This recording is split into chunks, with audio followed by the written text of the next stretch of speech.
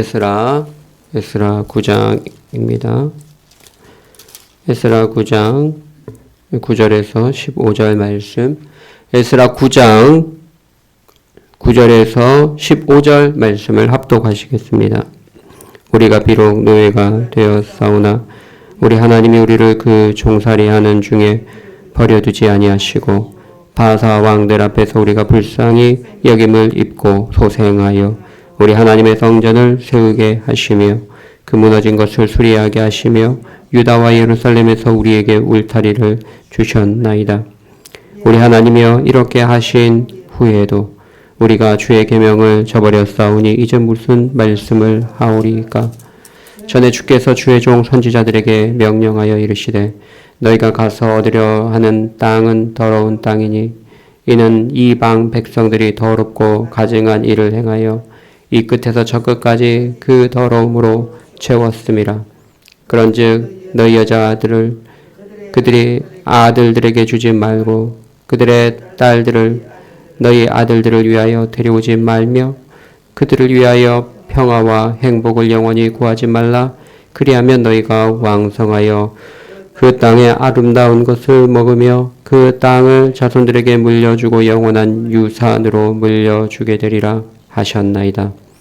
우리의 악한 행실과 큰 죄로 말미암아 이 모든 일을 당하였사오나 우리 하나님이 우리 죄악보다 형벌을 가볍게 하시고 이만큼 백성을 남겨주셨사오니 우리가 어찌 다시 주의 계명을 거역하고 이 가증한 백성들과 통혼하오리까? 그리하면 주께서 어찌 우리를 멸하시고 남아 피할 자가 없도록 진노하시지 아니하시리까? 이스라엘의 하나님 여호와여 주는 의로우시니 우리가 남아 피한 것이 오늘날과 갑사옥건을 도리어 주께 범죄하였사오니 이로 말미암아 주 앞에 한 사람도 감히 서지 못하겠나이다 하니라. 아멘.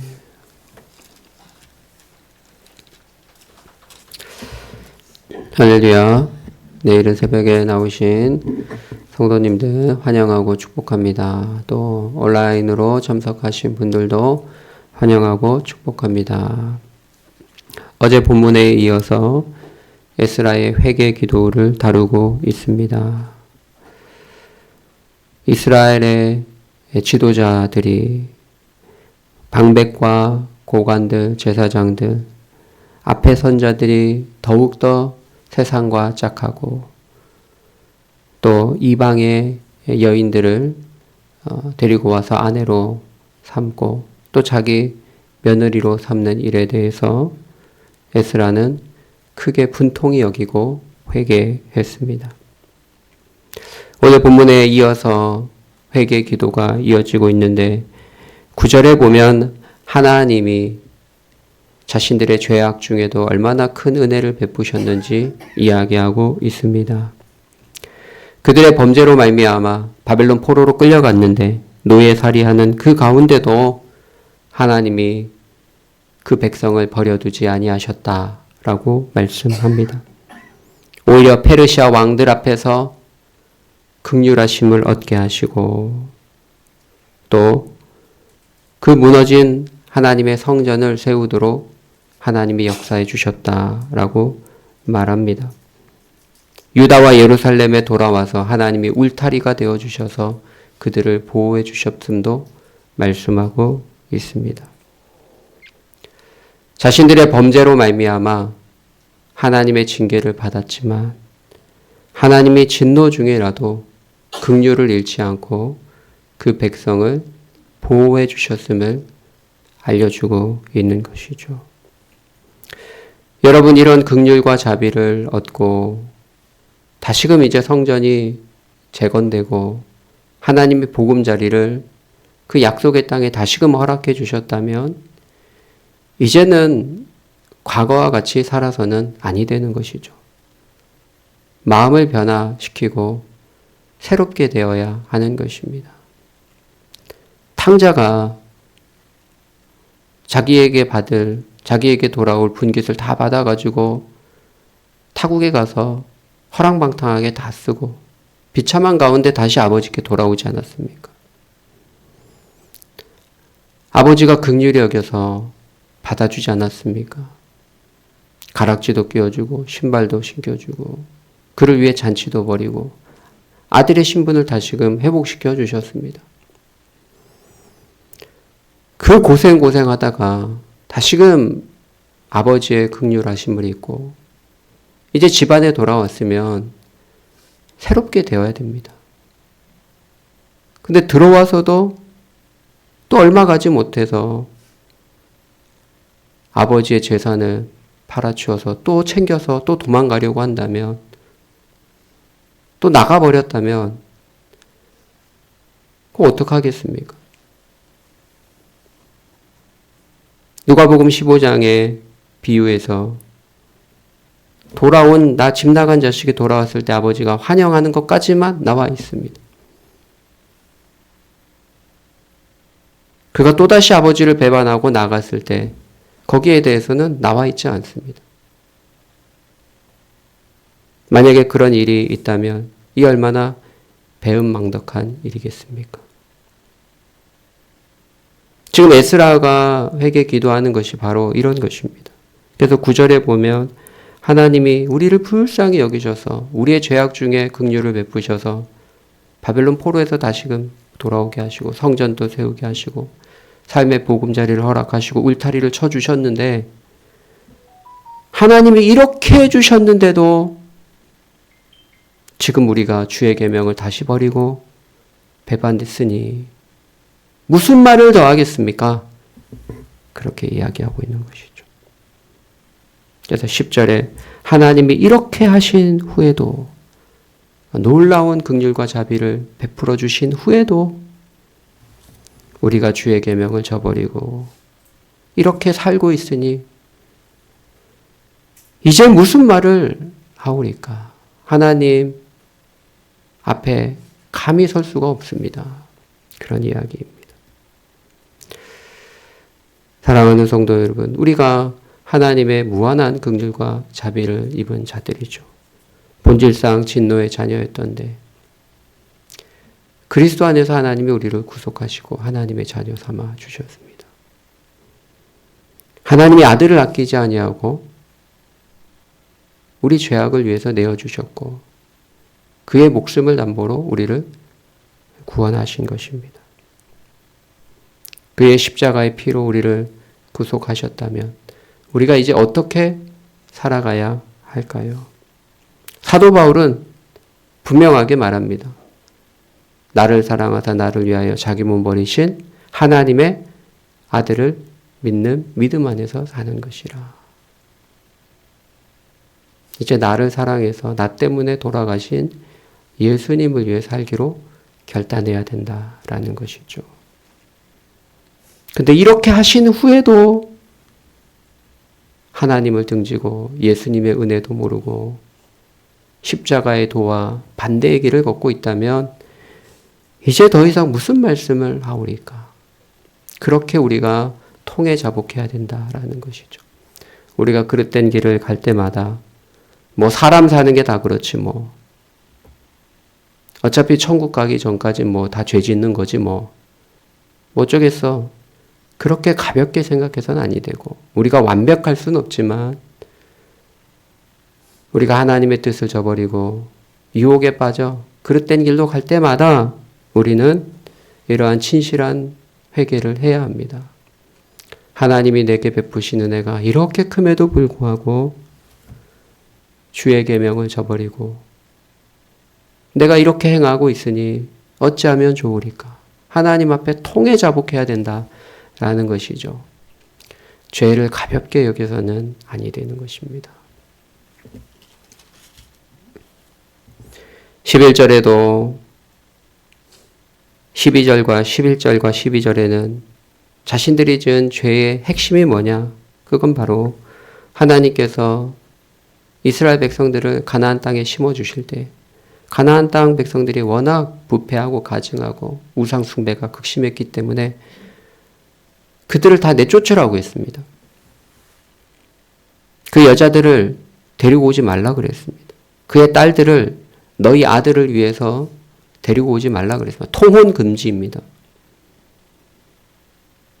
그렇게만 하면 그 땅을 너희에게 주겠다. 복을 주겠다. 그렇게 약속하셨음에도 불구하고 그들이 그 언약을 잊어버리고 그 여자들을 자신의 아내로 또 그들의 딸들을 며느리로 삼았다라는 것이죠. 또 이방의 백성들의 더럽고 가증한 우상 숭배하는 일들, 또 잘못된 죄악의 관습들을 그대로 답습했다라는 것입니다. 그런데 문제는 어제 본문에서 살펴본 바와 같이 일반 백성들보다 앞에 선 자들이 더욱더 심했다라는 것이죠.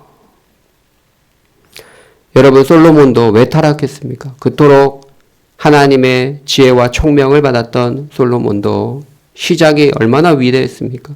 근데 말년에 왜 타락했습니까? 그 이유는 간단합니다. 정략 결혼 때문에 이방 왕들의 딸들을 자신의 아내로 많이 삼았기 때문입니다.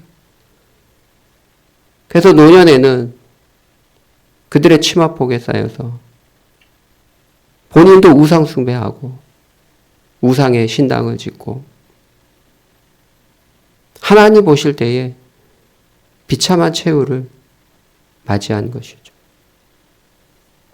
그토록 초기에 하나님을 잘 섬겼던 총명한 자도 그 가까이에 하나님을 믿지 않는 우상 숭배하는 여인들을 가까이 하니 그 총기가 흐려지고 그릇된 길로 가게 된 것입니다.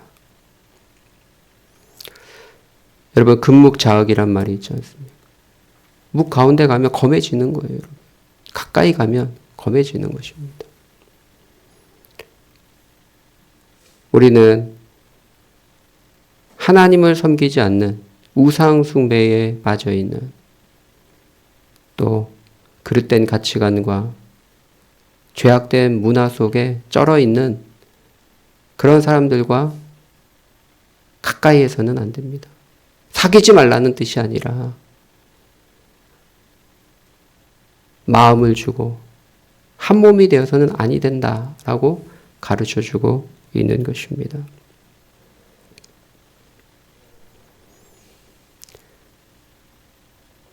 오늘 말씀을 통해서 우리는 우리의 마음을 새롭게 해야 할 것입니다. 신약으로 넘어오면 이 말씀을 믿는 자와 함께 멍에를 매지 마라. 그렇게 사도 바울은 적용해서 가르쳐 주죠.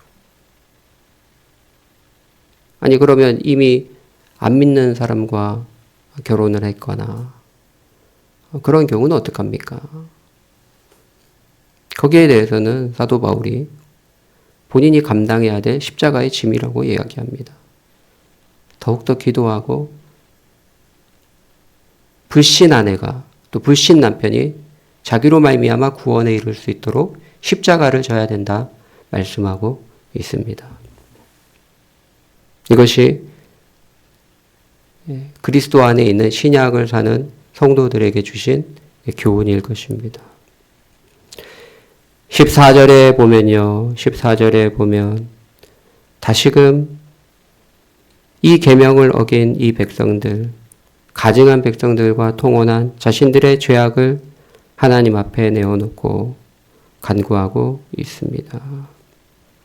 15절에도 이로 말미암아 주 앞에 한 사람도 감히 서지 못하겠나이다.